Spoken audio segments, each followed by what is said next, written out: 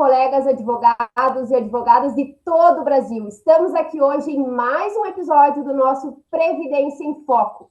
E hoje, uma convidada mais que especial está vindo aqui conosco no dia de hoje, que é a doutora Carolina Bukowski, nossa querida Zuzu, advogada, especialista em direito previdenciário pela SMAF do Rio Grande do Sul, em processo civil previdenciário pela SMAF do Paraná, em direito civil e processual civil pela Anhanguera Educacional, professora, palestrante e membro da Comissão de Seguridade Social da OAB do Rio Grande do Sul. Zuzu, é uma honra te receber aqui e já vou começar. Nos conta um pouco de quem é você e como o direito entrou na tua vida e uma coisa muito importante, de onde vem o apelido Zuzu? Ai, meus queridos, que prazer estar aqui, Thaís, Adriano. É uma honra para mim poder fazer parte desse momento tão significativo da, desse evento que está por prometer, assim, eu já sei que é o maior evento do Rio Grande do Sul, e eu estou aqui, ó, em cóleras, louca para estar com vocês em Gravataí. E vamos lá, então, um pouquinho da minha história. Eu comecei a advogar em 2010, me formei em 2010, comecei em 2011. Desde então, aí são quase 16 anos, 15 anos na estrada, vamos colocar assim, arredondar. O previdenciário entrou na minha vida totalmente por acaso, porque a minha ideia era seguir carreira militar. Eu iniciei a faculdade para seguir carreira militar. Sou filha de militar, então sempre tive muito apreço, sempre gostei muito, e havia possibilidade de seguir a carreira jurídica dentro do Exército. E eu tive uma professora de processo civil chamada Cláudia Maria Dadico, que era a nossa juíza aqui à época do juizado, lá nos idos de 2007, mais ou menos por aí. E ela comentou na aula que precisava de pessoas para um estágio voluntário na Justiça Federal. Aí eu falei assim: ah, voluntário, a gente não está podendo aceitar voluntário no momento. E aí, claro, acabei, deixei ali, aí ela falou assim, ah, Carol, ela chamou de Carolzinha, Carolzinha, acho que tu tem tanto perfil para estar nessa área, quem sabe tu não vai, é só uma vez por semana. E como nós não tínhamos DPU aqui em Rio Grande, os estagiários voluntários faziam as peças, reduziam as peças a termo, as pessoas iam atendimento todos os dias, pegava a documentação, fazia o processo e a gente protocolava ali, a justiça protocolava, né? Os próprios servidores protocolavam e nós fazíamos. E um belo dia surgiu, e aí nisso, claro, né? Fui gostando, fui me apaixonando pela área, comecei 2 vezes por semana, 3 vezes por semana, até que surgiu a possibilidade de um estágio remunerado. Foi feita uma prova, tinham 5 vagas, eu fiquei em quarto, e aí eu fiquei, passei por todas as partes, menos o gabinete, porque eu já estava me formando, né, não poderia continuar, mas passei pelo processamento, a parte de análise de iniciais, passei pela parte das perícias, parte de execução, e desde então, desde 2007, eu posso dizer assim, o previdenciário faz parte da minha vida. Ela é a responsável por eu estar aqui hoje. Maravilha, maravilha, doutora. Mas, assim, conta um pouquinho mais aprofundadamente, assim, como é que foi que o direito previdenciário ganhou seu coraçãozinho? Como que foi essa conexão? Porque a doutora falou sobre o âmbito aí, mais dentro do Poder Judiciário, mas fora do Poder Judiciário, como é que houve essa conexão da doutora com o direito previdenciário? Quando a gente está dentro da justiça, né, a gente conhece a versão de dentro do balcão, né?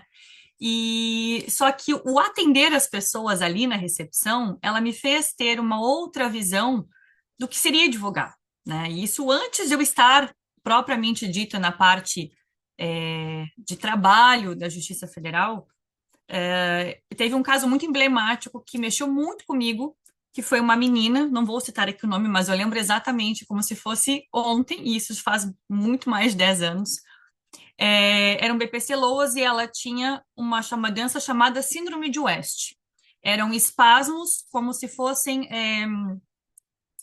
Deixa eu pensar que me fugiu a palavra agora. convulsões. Eram convulsões muito frequentes, em que os braços e as pernas ficavam enrijecidos, e, e ela tinha essas crises com grande frequência. A família tinha condições financeiras, dentro do cenário que a gente sabe que não é exatamente os requisitos que se precisa avaliar num BPC Loas. Por exemplo, uma casa bem estruturada. Mas por que que a casa é bem estruturada? Porque antes desse problema, a família tinha condições de comprar, mãe e pai trabalhavam. Depois que a menina nasceu, a mãe teve que deixar o emprego, só ficou o pai, e a renda ficava assim, ó, um pouquinho acima do limite. E eu lembro assim, ó, com muitos detalhes desse caso. E eu fiz esse processo e logo em seguida eu passei para o processamento. Passei no concurso, na prova interna da Justiça, e eu peguei este processo que eu havia feito a inicial, contando todos os fatos, e eu tive que minutar esse processo. E por óbvio que eu fiz uma minuta concedendo antecipação de tutela, porque eu achei que estava muito boa a minha inicial. E aí, o doutor Alexandre, à época, Alexandre Arnold, que era o juiz substituto, era dele o processo, ele me chamou no gabinete e falou assim: Zuzu, Zuzu não, né, Carol? Meu apelido na época era Red, tá? Porque eu tinha um cabelo vermelho e a gente tinha siglas. Se vocês olharem ali no EPROC, a gente tem as siglas do servidor que movimenta, né? Como já tinha uma CGB, uma Carolina Graciano Bukowski, né? Não era este nome, mas a sigla já estava usada. O Márcio, então, meu chefe na época, falou: coloca Red de vermelhinha, e aí ficou o Red. E aí, eventualmente, me chamavam de Red ou de Carol. Ele falou: Red, vem cá.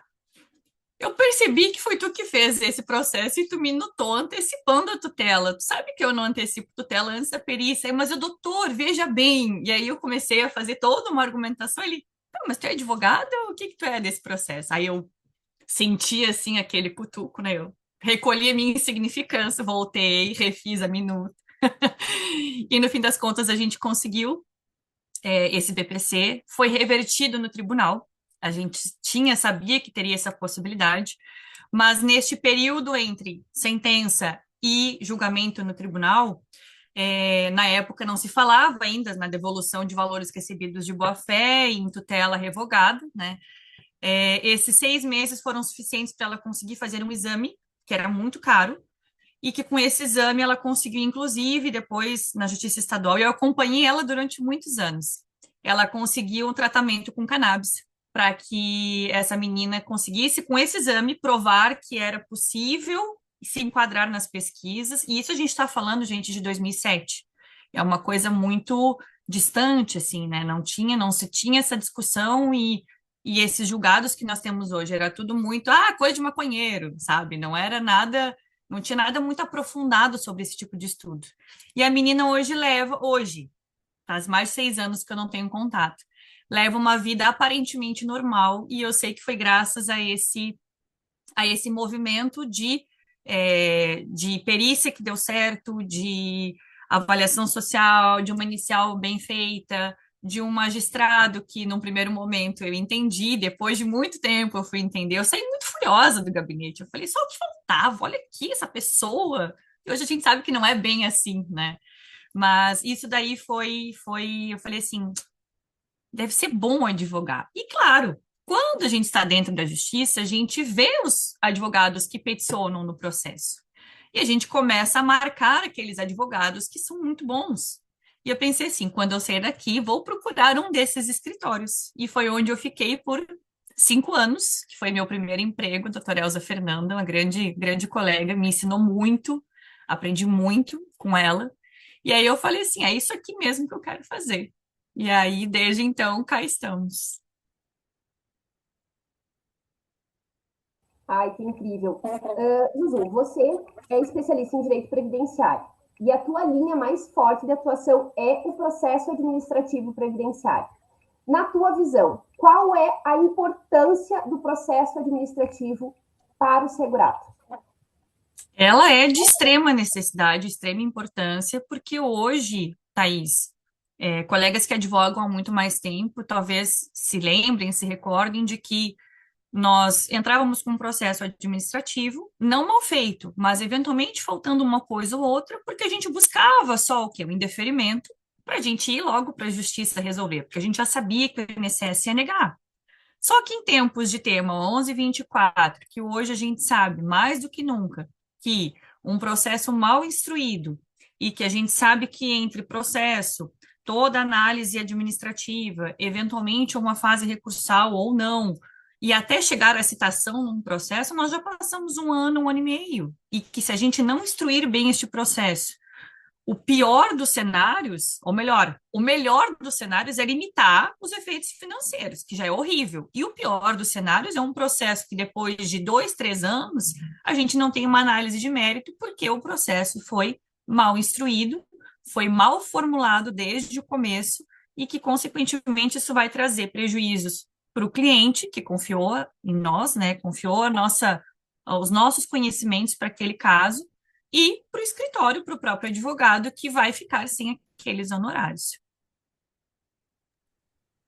E, doutora, numa época de judicialização intensa de processos, quais áreas ou assuntos que a doutora entende que hoje tem uma maior probabilidade de êxito no âmbito administrativo ao invés do processo judicial?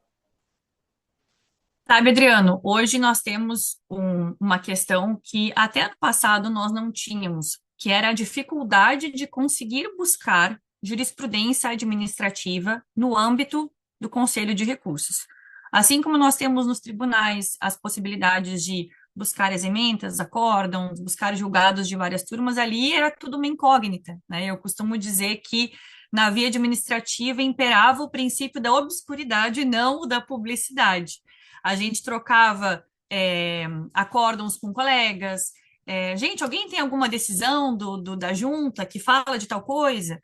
Então, desde o ano passado, a gente tem ainda deficiente, mas temos um portal de consulta de jurisprudência do CRPS, e eu digo deficiente porque a gente não tem uma pesquisa igual ao TRF, em que a gente bota o assunto e ele pega jurisprudências de, sei lá, muitos anos. Ali nosso lapso temporal é de 90 dias. E nós temos que consultar aquela palavra-chave dentro de cada junta de recurso, dentro de cada CAGE. É um trabalho manual bem, eu costumo dizer, né? Sentar a bunda na cadeira.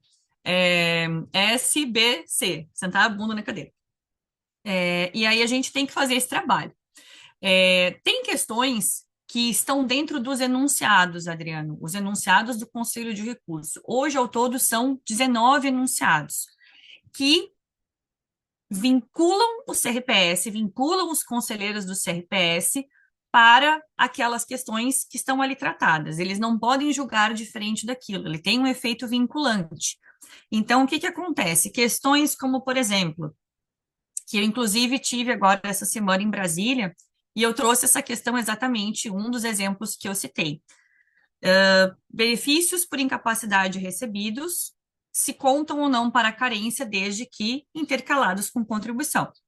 Nós tivemos o tema 1125 do STF, que disse que a atividade intercalada, né, contribuições intercaladas com benefício, contam para a carência desde que exercida atividade laborativa. A ementa traz a palavra atividade laborativa. Aí a gente se pergunta, e os facultativos, como é que ficam nessa história? Onde entra o facultativo?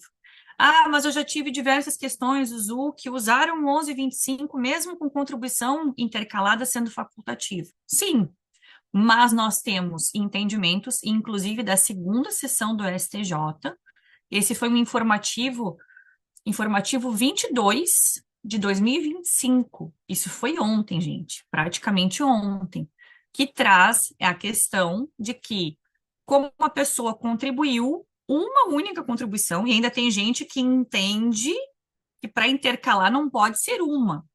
A lei não faz nenhuma menção a isso, Thaís e Adriana, não faz nenhuma menção.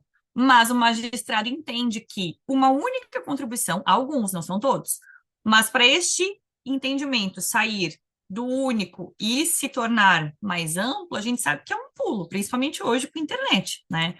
Tanto que a volta e meia a gente pega ideias de colegas para aprimorar o nosso conhecimento, então os magistrados também assim o fazem, né? Então, olha o risco que a gente tem de interpretação restritiva com relação à quantidade de contribuições para considerar ou não como com a intercalação para fins de cômputo de carência, e também aquelas pessoas que contribuem como facultativo, e que, na verdade, como a tese fixada pelo STF, ela traz a expressão atividade laborativa, isso acaba restringindo. Temos decisões do TRF1, decisões do TRF3, que eu trouxe também para esse evento. Então, assim, a gente arrisca a cair em um entendimento de um magistrado no primeiro grau que também tem essa interpretação e que vai para o segundo grau numa turma recursal que vai manter a mesma interpretação, ou a gente pega o enunciado 18 lá do CRPS que trata o seguinte: a partir de 2009 será computado para fins de carência, benefício por incapacidade, desde que intercalado com contribuição ou atividade. Contribuição ou atividade. Poderia já ficar por aí, nesse tópico, que já estaria incluindo facultativo e contribuinte individual ou empregado, né? Mas ele tem um inciso primeiro que fala assim: este enunciado serve para contribuições como facultativo. Então, ele vai lá e rechaça e fala: aqui, sim. Então, este é um caso que eu não ajuizaria, sabendo que eu dependo deste período de carência para poder fechar os requisitos para o meu benefício do meu cliente. Outras questões envolvendo EPI. A gente tem o enunciado 13, se eu não, 13, agora eu não vou lembrar, me deu um branco. Eu banco a pessoa, né? A gente está aqui em casa, não vou lembrar, depois vocês me cobram. A questão de EPI, quando a gente tem ali o tema 1090 do STJ, que trouxe EPI eficaz, ELIDE, constando aquela letra S, e essa é uma frase que o nosso querido Diego Schuster fala, né? O direito previdenciário virou o direito dos formulários. Estamos muito mais preocupados, enquanto judiciário, de ter um formulário preenchido do que verificar a verdade real daquela atividade exercida por aquele segurado, por aquele obreiro, aquela obreira. E aí a gente se coloca numa situação. A tese fixada diz: eu, STJ, estou dizendo que, se constar EPI eficaz, elide, num primeiro momento, a especialidade, a não ser que você prove que aquele EPI não é eficaz. Como é que o cliente, o trabalhador, hipossuficiente tecnicamente, vai conseguir provar, diante de um LTCAT de uma empresa formulado por um profissional habilitado, com o RH da empresa que copia aquilo ali, ou com toda a estrutura que diz o contrário? Ah, mas eu tenho provas em contrário. Um colega fez uma reclamatória trabalhista, ele dizia que não. Só que se o colega não fez, e se não teve essa prova? Ah, eu vou pedir os formulários de entrega de EPI. Eu estou há quase 16 anos advogando, eu consegui 2 vezes isso, gente. Eu pedi. Mas a empresa não manda nem PPP, quiçá mandar relatório de entrega de EPI com assinatura do trabalhador. Ou controle de higienização dos EPIs. Isso são coisas que a gente pode usar para provar que não é, que aquele EPI não é eficaz. Mas como é que a gente consegue? Quando a gente vai para o CRPS, ali diz: não basta ter EPI eficaz, a gente avalia todas as condições ambientais daquele trabalho, daquela pessoa. Claro que eu preciso também intentar, eu preciso provocar o CRPS para isso, eu não posso achar que ele vai fazer e ponto. Aí é bom do conhecer a via administrativa, é saber esses detalhes para que a gente consiga, no momento em que a gente está fazendo o nosso recurso, provocá-los a ponto de: olha, o PPP diz isso, mas aqui eu tenho um LTCAT do ano seguinte ou do ano anterior que fala totalmente o oposto. Eu tenho uma pessoa que trabalhou no setor que está EPI eficaz, por exemplo, secretária. Eu tive um caso exatamente assim, ela era recepcionista de uma empresa, e na recepção eles verificam iluminação, eles verificam postura. Ela não estava exposta a nenhum agente. Só que a sala de corte de madeiras ficava ao lado da recepção. A divisória era uma divisória naval. Me diz que essa secretária não está exposta ao mesmo ruído que o cara que cortava a madeira ali do lado. Aí o que que eu fiz? O PPP dela foi eficaz. E aí eu falei assim: onde é que a senhora trabalha? Como é o local do seu trabalho? Eu trabalho do lado do pessoal do corte. Eu falei: opa, me consiga uma foto disso. Foi lá, conseguiu foto. O LTCAT, via de regra, traz o layout da empresa, mas alguns não trazem fotos. Eu já tive vários LTCATs sem foto, só informação descrita. Juntei a foto e falei, ela está do lado do setor. O setor tinha EPI entregue, mas o ruído acima do limite de tolerância. O ruído era 87. Então, consegui trazer para um PPP que dizia que tinha EPI eficaz, porque ela não estava exposta a nenhum ruído, provando que o ambiente onde ela estava era diferente daquilo que estava no papel. Mas se a gente não pergunta, se a gente não instiga, se a gente não corre, a gente não vai. Na justiça, eu não quis arriscar. Eu preferi seguir no CRPS, deu muito certo. Fiquei muito feliz. Não sei se eu consigo outra façanha dessa, mas essas são duas questões assim que eu vejo. E a outra muito importante, agora só para a gente não estender muito também, questão de complementação e indenização de guias. Quem aqui não tem um cliente que precisou indenizar ou complementar algum período? Complementar se teve 11% ou 5% para poder se aposentar por tempo, ou facultativo baixa renda que não conseguiu validar as contribuições, complementar para 11 para se aposentar por idade, né? Nós temos o tema 1329 do STF, que está aí parado, sobre a questão das contribuições para fins de indenização e aproveitamento nas regras de transição do artigo 17 da emenda, que é o pedágio de 50% e 100%. E nós tivemos agora em abril, ontem praticamente também, o tema 394 da TNU, que foi afetado, que traz o seguinte: verificar se desídia do INSS ou falha operacional do sistema afeta os efeitos financeiros ou não do pagamento, do geramento do pagamento da guia. Vai contar desde a DER ou vai contar desde a data que foi pago?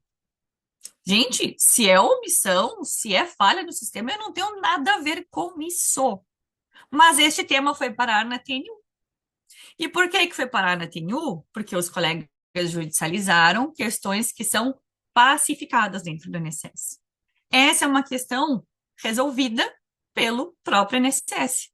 A gente tem lá na IN número 1 de 2022 do CRPS o que eles consideram ou não novos elementos, para fins justamente de ver se vai manter os efeitos desde a DER ou se vai desde a data da juntada daquele documento. E ali ele é muito claro, nesse artigo 99 ele fala, num dos incisos que agora eu não vou me recordar, desde que requeridos no processo administrativo, o INSS não o fez, vai ser solicitado para que o INSS faça, expede a guia, paga e vai contar desde a data do requerimento, não da data do pagamento. Eu vou correr o risco de judicializar essa questão, sabendo que ele vai sobrestar hoje por qualquer canto, ou pelo STF ou pela TNU, ou eu vou para a via administrativa. Então, são esses conhecimentos que o colega tem que ter para que ele consiga, no mínimo, os 19 enunciados do CRPS. E são curtinhos, gente. Para quem nunca teve contato, eles são bem curtinhos.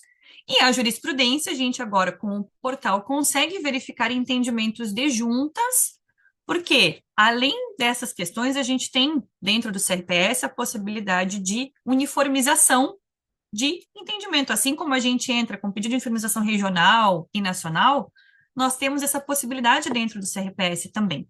Mas a gente precisa de o quê? Acórdãos paradigmas para dizer, olha, a 15ª junta juntou isso e essa aqui está juntando assado. E agora, como é que fica? Quando a gente não tinha isso, a gente não usava, né, os pedidos de uniformização. Agora a gente tem mais um mecanismo, caso a nossa questão não esteja dentro daqueles enunciados, para conseguir resolver administrativamente e não ir para o judiciário mais. Ju, em complementação a essa questão, e em que áreas o advogado poderia perder tempo dando sequência no processo administrativo? Quais as matérias do direito previdenciário que não valem a pena dar seguimento na parte administrativa? Benefício por incapacidade. Não recomendo. Não recomendo mesmo. Muitas vezes a gente está tratando de um período ali de 3, 4 meses. Eventualmente, a gente nem sabe quanto tempo o perito teria dado, né? Porque, via de regra, o que que acontece? Vocês já repararam que quando um processo ele é feito por 2 etapas, a parte de benefícios de incapacidade. Passa pela perícia médica. Se já foi negado ali, o servidor não vai perder tempo analisando o segundo requisito, né? Carência, qualidade, porque já não passou o primeiro, beleza. Então, passou a perícia, trancou no segundo, ainda que eu vá discutir questão de carência e qualidade só no CRPS, eu não vou discutir incapacidade. Por mais que esteja um pouco mais rápido, o regimento diz que o prazo é até 365 dias para análise desse processo. Então, 1 ano aquela pessoa esperando um benefício de caráter alimentar, não que os outros não sejam, mas via de regra, este é para botar a comida na mesa naquele momento mesmo. A pessoa não tem como trabalhar, a empresa não aceita ela de volta. Quando aceita, ela até trabalha doente, ruim, mas trabalha. E quando a empresa demite no meio do caminho? Não quero mais. Ah, mas não pode. A empresa não quer saber. Se quiser, que processe. A pessoa está sem voltar para o emprego, não tem dinheiro, não tem estrutura, precisa daquele dinheiro para botar a comida na mesa, pagar conta. Então, não recomendo. Se for por questão médica, menos ainda. Quem vai avaliar vai ser novamente, né?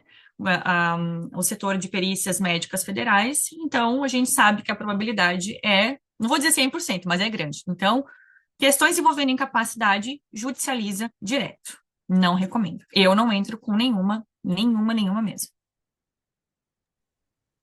Doutora, quais os erros mais comuns que a doutora tem visto os advogados cometerem no âmbito do processo administrativo?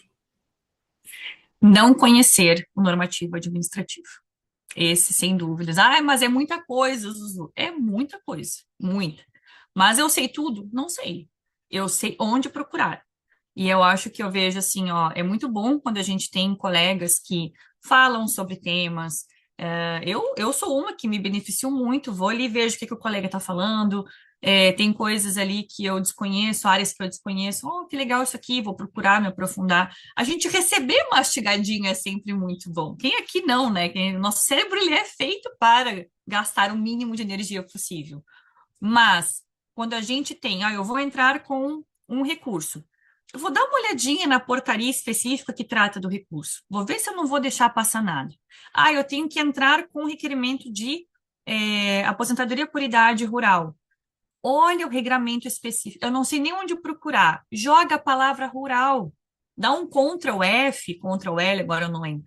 E procura. Foi assim durante muitos anos que eu fiz, até alguns dele internalizar. A maioria eu busco, porque eu sei que ele está ali, se eu não lembro o artigo. Aí também é demais, né? Eu já não sou o Schuster da vida, que até o artigo ali direitinho ele sabe. Eu quero me esforçar para chegar lá um dia.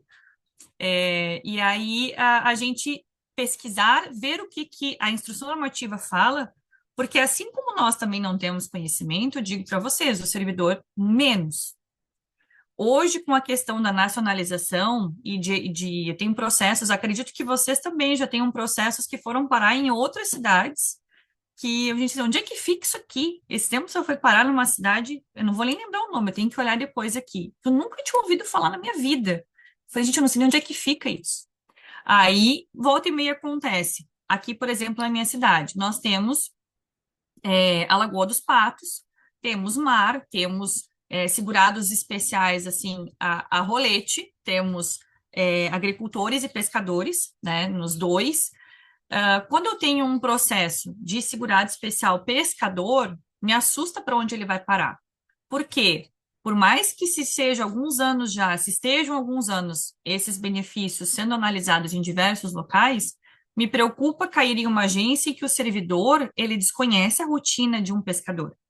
Ele desconhece como funciona o regime de economia familiar. A gente não vê no judiciário magistrados com conhecimento amplo, dizendo que se a mulher trabalha em casa, se ela não está no mar, na lagoa, junto com o seu companheiro, não considera. A gente não vê juízes dizendo que se a pessoa é gordo, o IMC dela é alto, ela não pode ser um agricultor, porque o agricultor é magro. Olha quanta coisa a gente vê. Por que que um servidor também não pode ter essa noção?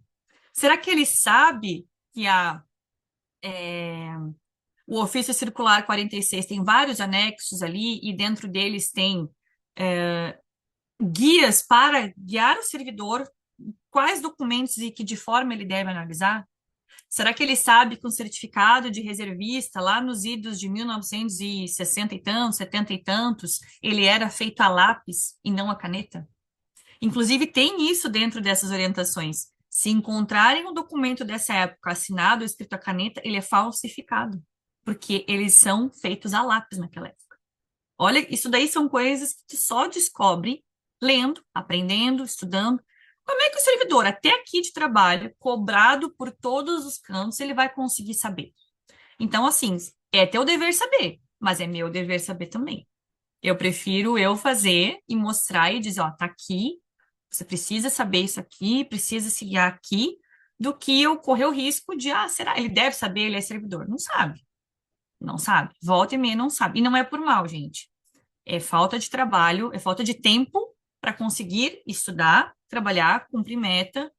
O sistema não funciona para nós, também não funciona para eles. As metas deles não são reduzidas em dias de sistema inoperante. Eles seguem tendo que cumprir aquela meta. Então, é mais fácil apertar um botão e deferir, cumprir minha meta e ganhar os meus pontos, do que analisar 450 folhas de rural que a Thaís protocolou, toda bonitinha, né? Tá lá todo redondinho. Aí tu fica assim, mas eu fiz tudo direitinho. E isso que mais revolta, né? Quando a gente faz tudo direitinho, ainda assim é negado. Mas conhecer o normativo, Adriano, eu vejo hoje como indispensável. Vou protocolar um benefício? Procure na IN, nas portarias, o que que diz sobre aquela documentação, o que que eu preciso fazer. Questões que, eu repito, como na questão anterior, que não tinham nenhum problema administrativamente, era só a gente, mas o servidor não concedeu, mas o CRPS vai conceder, porque está ali, não é uma questão discutível. O servidor é que não soube, mas se eu souber que aquilo ali existe, eu não preciso judicializar. E aí a gente vê questões que são bem resolvidas ali na via administrativa, que se a gente levar um ferro na via judicial, qual vai ser o primeiro passo? Modificar o entendimento administrativo. Eu dou um exemplo para vocês. Rural inferior a 12 anos.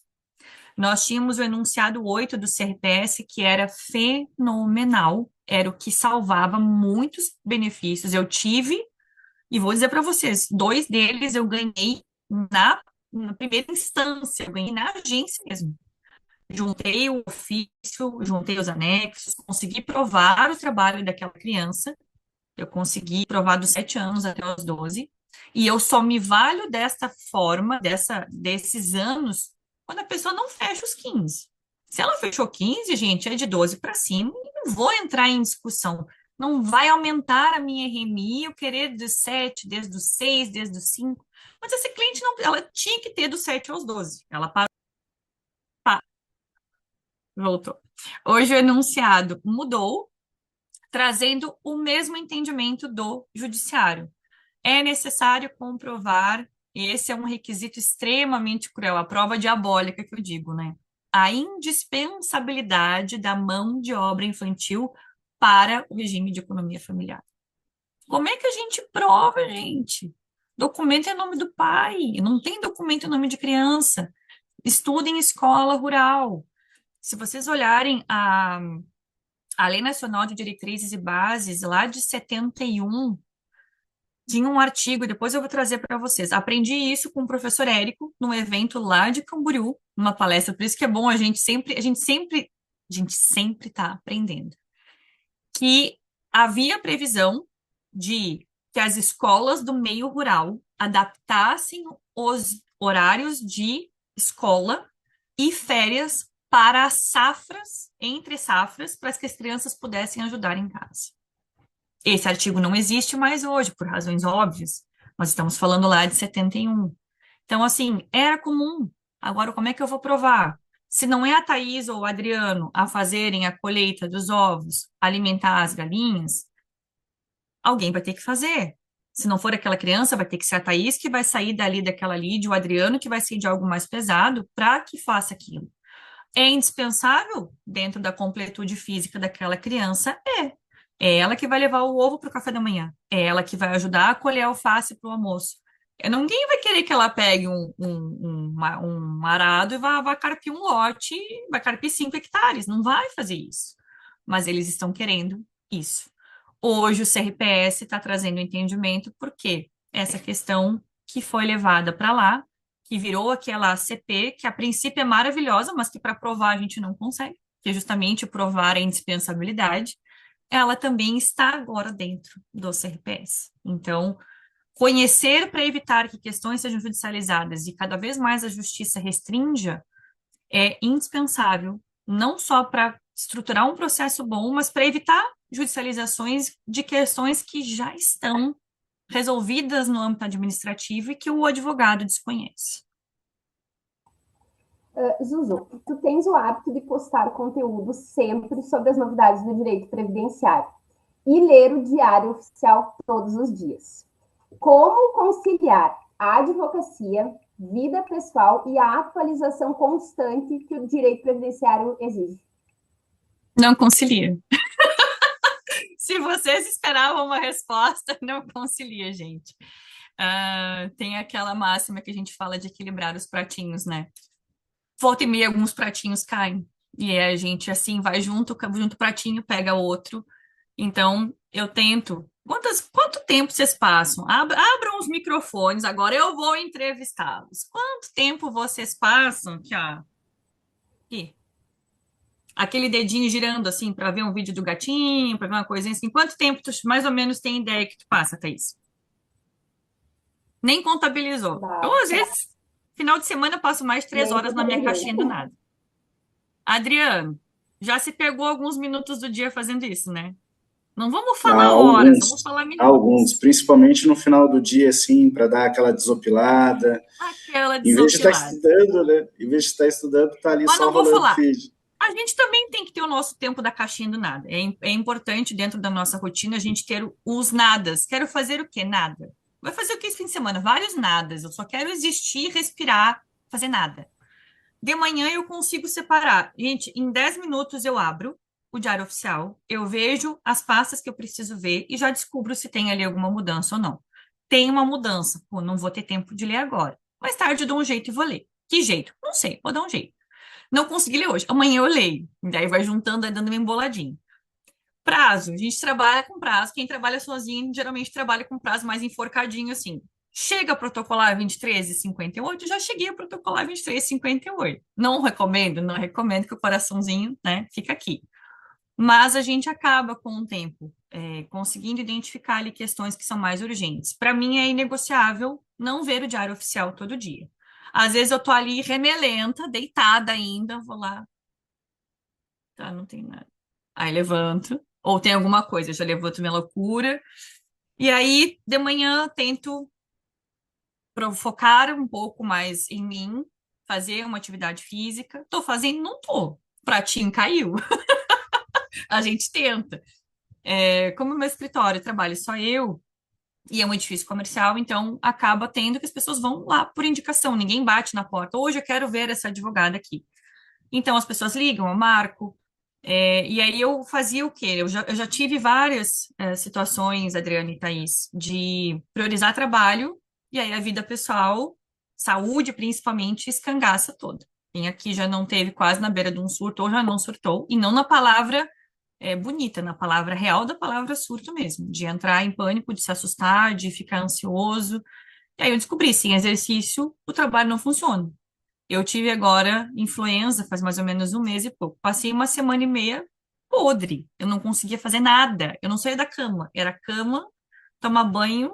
Quando a água caía no corpo era um sofrimento, que doía tudo. Eu sou meu trabalho. Eu passei uma semana e meia sem fazer nada. Por quê? Porque eu dependo da minha saúde. Tudo bem que este é um caso à parte. Eu não tive controle do que iria acontecer, da gripe e tudo mais, mas fazer uma atividade para que eu tenha um momento de desopilar, me alimentar um pouco melhor, tomar água, isso envolve cuidados que vão beneficiar a minha saúde e, consequentemente, vão beneficiar o meu trabalho. Então, no momento que a gente entende, prioriza isso como uma meta de trabalho também, né? A gente sempre coloca trabalho em primeiro lugar, porque é o trabalho que me sustenta, que sustenta a minha família, que me dá coisas, mas se eu não tô legal, eu não tô bem para minha família, eu não consigo trabalhar, eu fico sem dinheiro. Aí, então, 10 minutinhos eu vejo o diário, trabalho, tento estruturar uma rotina de faço prazos num dia, nunca dá certo, mas eu pelo menos a intenção eu tenho, tá? Por isso que eu digo, não existe vida perfeita, tá? Instagram é um recorte de 15 segundos da tua vida. Vocês veem a Zuzu que vê, que assiste, que posta, mas que tá lá enlouquecida fazendo a abóbora, cozinhando o negócio, enquanto tá lendo alguma outra coisa. E assim a gente vai, tá? Não existe rotina perfeita. Se alguém disser que existe, é mentira. Mas eu sempre priorizo a leitura do diário, realmente, todos os dias. O trabalho eu ajusto na parte da tarde, durante a manhã faço, preciso trabalhar de manhã, vou trabalhar, e aí a academia vai ficar de lado, o pratinho cai. Mas a gente consegue achar, e esse sugador de almas aqui, né, se a gente reduzir um pouquinhozinho só, dá pra gente dar uma ajustada ali, dar equilibradinho nos pratos. Perfeito, doutora. Recentemente, a doutora deu uma palestra no congresso do IGPREV sobre a nova lógica do êxito no previdenciário. A doutora poderia nos falar um pouco mais sobre essa ideia? Vamos lá, tá? O que que foi a ideia central da palestra, né? Foi mostrar que hoje, o direito previdenciário, ele mudou. Durante muito tempo, a gente acreditou que bastava peticionar bem, bastava a gente juntar provas, bastava a gente ter uma boa oralidade, uma sustentação oral, uma boa base argumentativa que resolvia. Só que a gente tem visto cada vez mais restrições no judiciário, cada vez mais temas afetados, os direitos mais afunilados. Então, a gente percebe que, antes de peticionar, a gente precisa planejar. E eu não digo aqui aquele planejamento, aquele que o professor Márcio Hartz muito fala, né, o planejamento previdenciário. Não, é o planejamento de saber fazer a análise estratégica, o diagnóstico preciso daquele caso que a gente está tratando e a definição de qual área que eu vou buscar, a administrativa ou judicial. O sucesso do processo hoje, para mim, ele está mais na estratégia que é construída antes do protocolo do que na qualidade da redação daquela petição propriamente dita. Então, hoje, a gente já não tem mais aquela disputa de argumentos de quem argumenta melhor leva. Eu vejo que passou a ser uma disputa estratégica. Quem planeja melhor consegue provar melhor, e quem consegue provar melhor consegue ter o êxito daquele benefício. E essa forma vai ser o quê?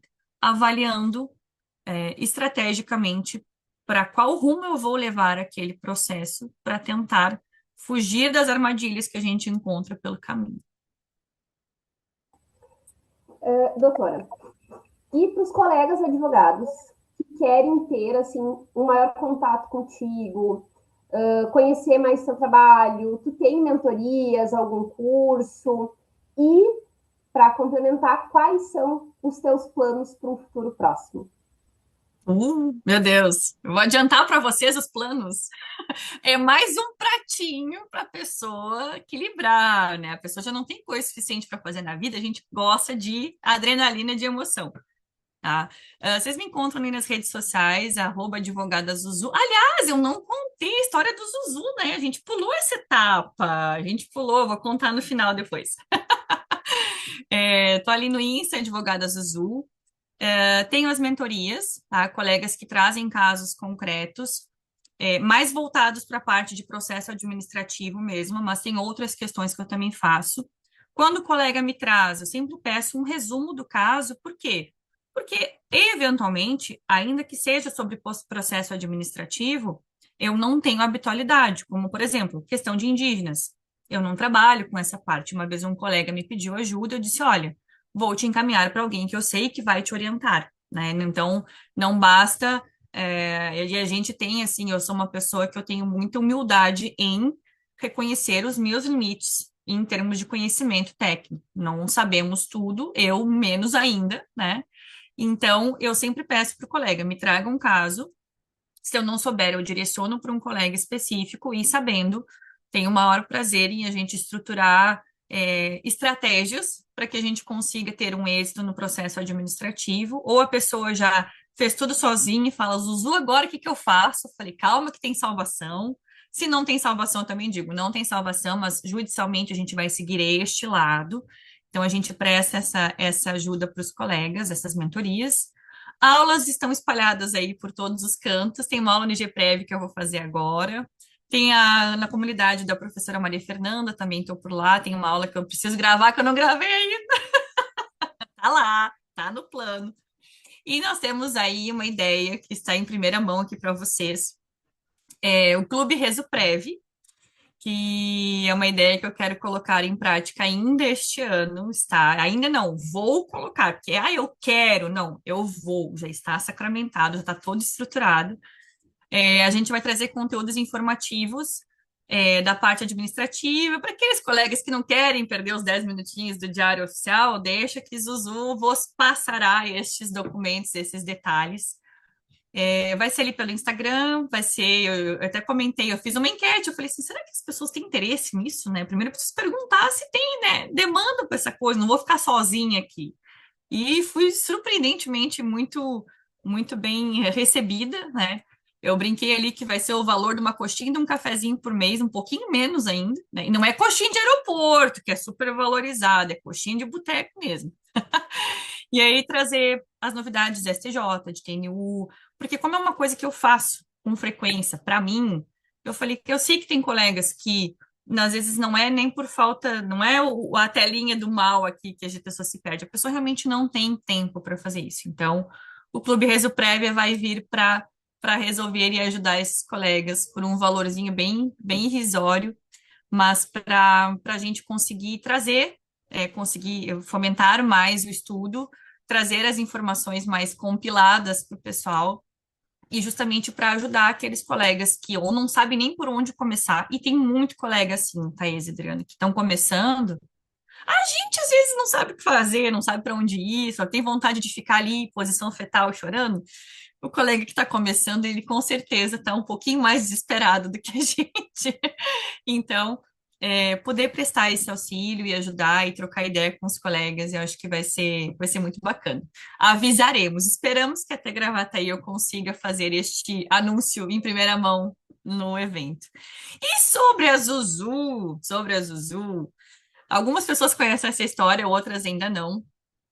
Quando eu saí do escritório que eu trabalhava, eu saí pensando assim, não tenho condições de abrir meu escritório, eu acho que eu vou estudar para concurso, eu gosto muito dessa parte de Justiça Federal, então eu vou ser analista da Justiça Federal. Tinha posto na minha cabeça que eu ia ser, né? Mas eu não queria que ninguém soubesse que eu estava estudando, e eu queria falar também de previdenciário. Aí eu pensei, tá, o que que eu vou fazer, né? Vou. Aí uma amiga minha falou que tinha perfil de concurseira, hoje ela é magistrada, muito querida, a Mari. Ela falou assim: Carol, faz um perfil fake. Aí eu, como assim perfil fake? Eu nem tinha Instagram, né? Não sabia nem o que que era, porque eu vi que ali tinha muita dica de estudo, tinha muita gente falando de previdenciário, que era uma matéria que também caía no concurso, né? Aí eu falei, quem sabe eu também estou aprendendo, mas também falo de previdenciário para as pessoas que estão estudando para concurso. Aí eu pensei, vou fazer tudo uma coisa só. E aí eu criei um perfil fake, concurseira zumbi. Por que zumbi? Porque além de eu amar zumbis, eu sou fãzaça de tudo que é filme de zumbi, série de zumbi, The Walking Dead. O meu toque do meu celular é a música do The Walking Dead, já faz mais de 15 anos, tá? Um dia vocês me ligam lá no evento para ver a musiquinha que vai tocar. Eu sou uma pessoa muito notívaga, eu sou noturna, eu funciono de noite. Então, de manhã eu tirei este tempo para mim, porque de manhã meu cérebro tá assim, ó, desplugou ainda. Ele vai plugar lá pelas 10h30 da manhã, então até 10h30 eu faço tudo para mim, a partir de 10h30 eu começo a fazer para o escritório. Então, a Zuzu encontra com a Carol no corredor, às vezes eu vou dormir 3h30, 4 da manhã, e aí eu acordo às 7, então assim, eu cruzo com a Zuzu, o zumbi dormindo no corredor com a Zuzu acordando. E aí ficou o zumbi. E aí eu não mostrava meu rosto. Eu falava sem aparecer. Eu fiquei quase 5 anos sendo um perfil anônimo, sem saber que a zumbi era a Carol Bukowski. E aí, em 2019, o Legale me convidou para fazer uma palestra de direito previdenciário num evento muito bacana que foi As Previdenciaristas.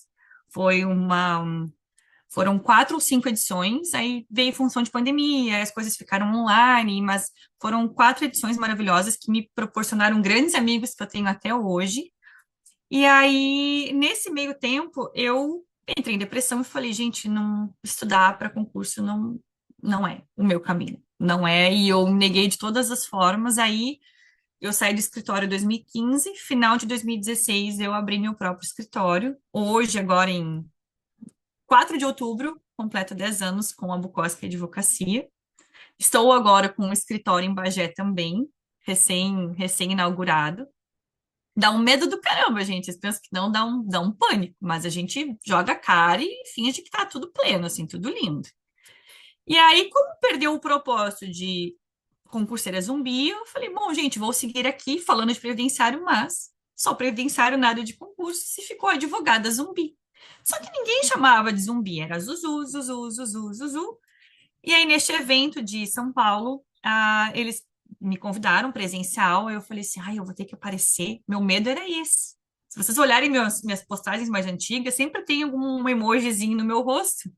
Ou não tinha nada. Quando tinha, era pouca coisa, só uma cara amarela, assim, e o corpo. Então, ninguém sabia quem eu era. E aí ela disse, não, vai ser um evento presencial, poucas pessoas. Eu disse, eu acho que eu vou então, né? Mas não vão tirar foto. Olha a preocupação que eu tinha. É o medo, sei lá, de ser julgada, o medo que acho que todos nós aqui já enfrentamos, vão chamar de blogueirinha. E, gente, me chamam de blogueirinha até hoje. Eu falei, não tem problema, pode me chamar do que quiser. Não vou me importar, mas na época aquilo me deixava preocupada. O que vão pensar uma pessoa aqui falando disso, né? E aí eu mandei a foto do perfil que ela me pediu, me manda uma foto. Eu mandei a foto da zumbi ensanguentada, que era a foto do meu perfil. Era uma zumbi toda ensanguentada, gente. Eu vou até ver se eu acho a foto enquanto eu falo aqui com vocês. E aí a moça me mandou a mensagem, a Jaine, e falou assim: então, doutora Carol, doutora Zuzu, não sei como é que eu posso lhe chamar. E aí foi quando eu tive o estalo do Zuzu pela primeira vez. Aí eu falei: pode chamar de Zuzu, gostei. Mas a gente vai fazer um banner, a gente não pode botar essa foto desse zumbi ensanguentado na foto. Aí eu, não pode? Aí ela, não, essa aqui era a foto, não sei se vai aparecer aqui. Essa era a foto do meu perfil. Eu mandei pra fazer um banner a foto, assim, só foi, né? Aí eu falei, tá, eu vou ter que aparecer. Aí tive que gravar um vídeo. Lá em 2019 foi quando, depois de quase 4 anos ali, mais de 4 anos de perfil, eu resolvi pôr a cara a tapa. Cá estou hoje, feliz da vida, realizada com o que eu faço.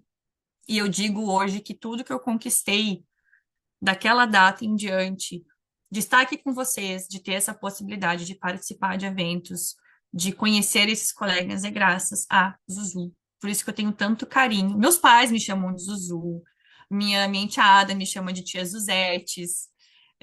Já é uma coisa minha e para mim assim é só alegria. Eu fico muito orgulhosa de ser chamada de Zuzu. Muito. Doutora eu dispenso. Agora o Zuzu eu gosto muito. É a minha vida, a Carol Zuzu. E cá estou aqui, 10 anos de história de Zuzu e com vocês nesse dia hoje que eu fico lisonjeada e fico muito feliz pelo convite, por poder fazer parte dessa história de vocês e vocês confiarem nesta pessoa que tem um codinome de Zuzu para falar para vocês. Bom, então, Zuzu, esse é o momento que, se a gente estivesse num estúdio com plateia, a gente ia ouvir ao fundo aquele para fechar. Oh, Que mensagem você deixaria sobre a importância do processo administrativo previdenciário? essa pergunta profunda.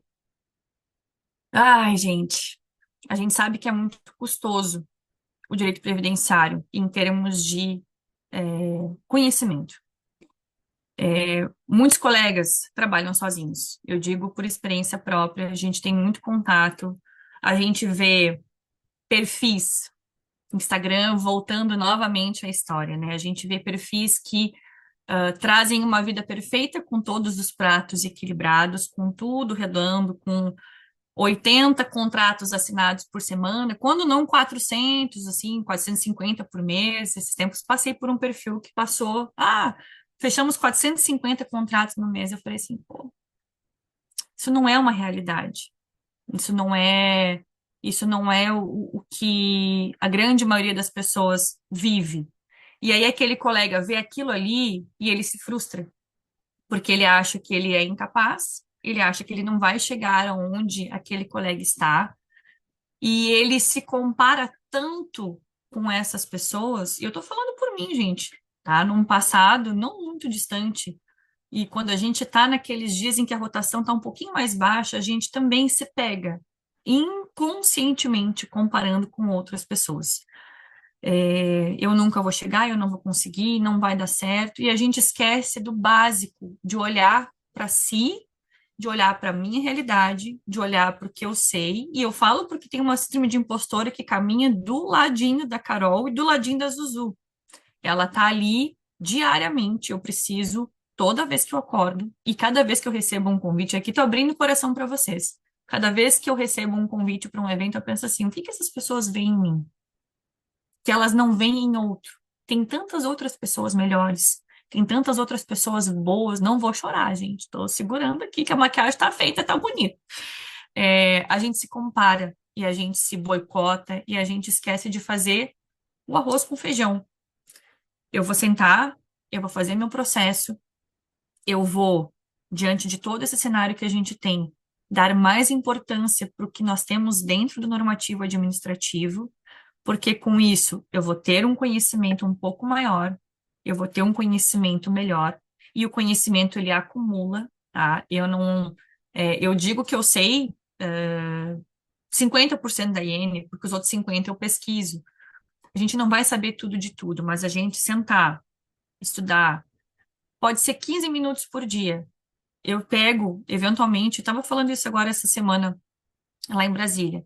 Eventualmente eu sento e falo, eu vou abrir um trecho da IN que eu não lembro, não faço nem ideia do que tem.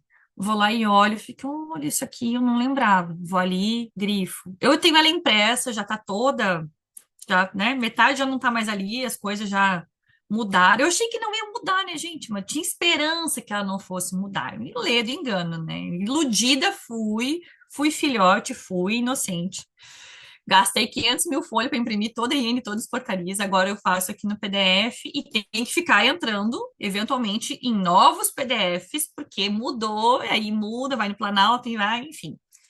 E aí eu vou lendo, vou me aprimorando, porque aí eu conhecendo, eu vou fazer um trabalho bem feito, eu vou ter êxito no meu universo de um contrato por semana, um por mês, não importa.